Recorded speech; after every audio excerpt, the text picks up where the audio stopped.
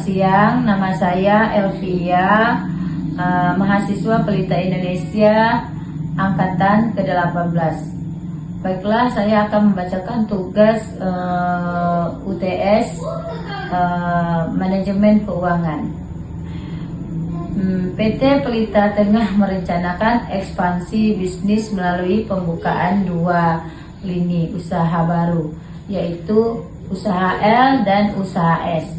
Masing-masing usaha membutuhkan investasi awal sebesar 1 juta yang terdiri dari 8 juta untuk investasi tetap dan 2 juta untuk modal kerja. Untuk membiayai investasi ini, perusahaan mempertimbangkan sebagai alternatif sumber pendanaan seperti penerbitan obligasi saham, preferen, laba ditahan, dan saham baru. Struktur permodalan yang digunakan terdiri dari 25% utang, 15% saham preferen, dan 60% ekuitas. Yang ke-1, perhitungan biaya modal atau disebut dengan WACC. Sebelum mengevaluasi proyek, perusahaan terlebih dahulu menghitung biaya modal rata-rata tertimbang WACC yang akan digunakan sebagai tingkat diskonto dalam menilai arus kas masa depan dari proyek-proyek tersebut. Rincian biaya modal adalah sebagai berikut. Yang pertama, biaya KD diperoleh dari obligasi dengan kupon 12%, nilai pari 1.000 dan biaya emisi 75. Setelah dikurangi pajak, penghasilan 30% diperoleh KD efektif sebesar 9,94%. Biaya saham preferen atau KV dihitung dari dividen tetap sebesar Rp 125 dan harga emisi bersih setelah potongan 2% yaitu sebanyak 470. Hasilnya KP 8,5%. Biaya ekuitas menggunakan pendekatan CAPM, KRF tambah RM dikurang RF sama dengan 6% ditambah 1,2 di dalam kurung 10% dikurang 6% sama dengan 10,8% KE sama dengan RF ditambah beta RM ditambah RF sama dengan 6%. Ditambah 1,2 dalam kurung 10% dikurang 6%. 10,8% KE sama dengan RF tambah simbolik apa?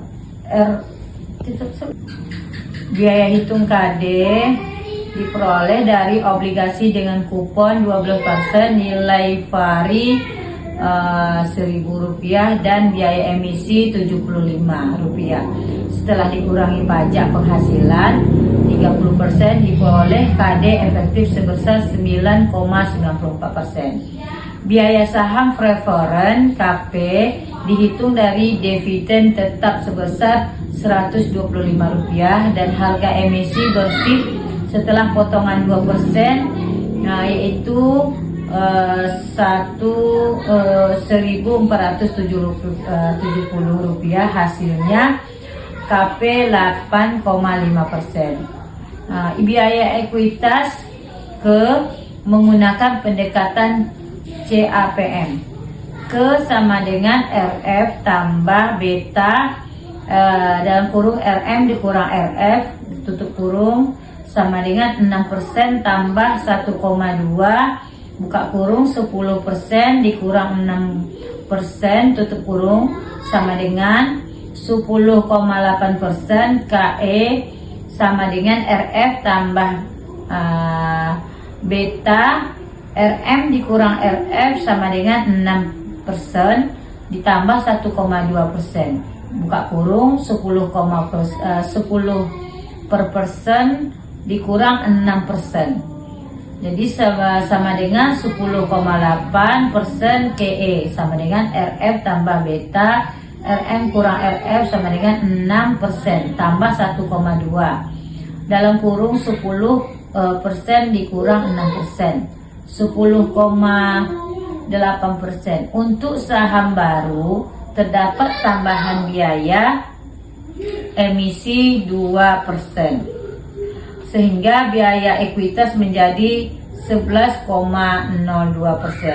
Berdasarkan struktur modal 250 juta rupiah, 150 juta rupiah saham preferen dan 600 juta ekuitas, diperoleh WACC 10,31%. Yang kedua, evaluasi usaha L dan usaha S. Setelah WACC dihitung, PT Pelita mengevaluasi kelayakan 2 proyek investasi ini dengan beberapa model metode. Yang pertama, A, proyek period dalam kurung PB, mengukurkan waktu yang dibutuhkan untuk mengembalikan investasi awal. Yang pertama, usaha L. Usaha L balik modal dalam 3 tahun 8 bulan 18 hari. Usaha S lebih cepat, yaitu 2 tahun 7 bulan 28 hari. Yang kedua, B, discounted payback periods DVD, menggunakan WACC untuk mendiskon arus kas agar mencerminkan nilai waktu dari uang. Usaha L DVD 4 tahun 7 bulan 16 hari. Yang kedua, usaha S tidak dicantumkan secara eksplisit, tetapi disebut lebih cepat dari usaha L.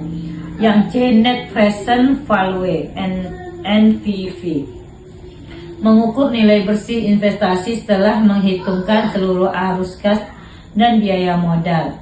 Yang pertama ada usaha L, NPV positif sebesar 91,60 juta rupiah, artinya proyek layak.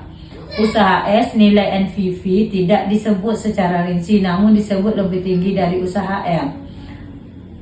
Terus yang kedua, yang D, Internet Rates of Return atau IRR, menunjukkan tingkatan pengembalian internal proyek. Yang pertama, usaha L IRR 13,5%, 13,45%, lebih tinggi dari WACC, layak dijalankan. Yang E, modified internal rate of return atau MIRR, mengasumsikan arus kas reinvestasi pada tingkat WACC memberikan hasil realistis. Yang pertama, MIRR usaha L 12,14%. Yang ketiga, analisis risiko. Untuk memperhitungkan ketidakpastian, dilakukan analisis probabilitas rugi. Usaha L di deviasi standar sebesar 53,7 dengan probabilitas kerugian hanya 4,39%,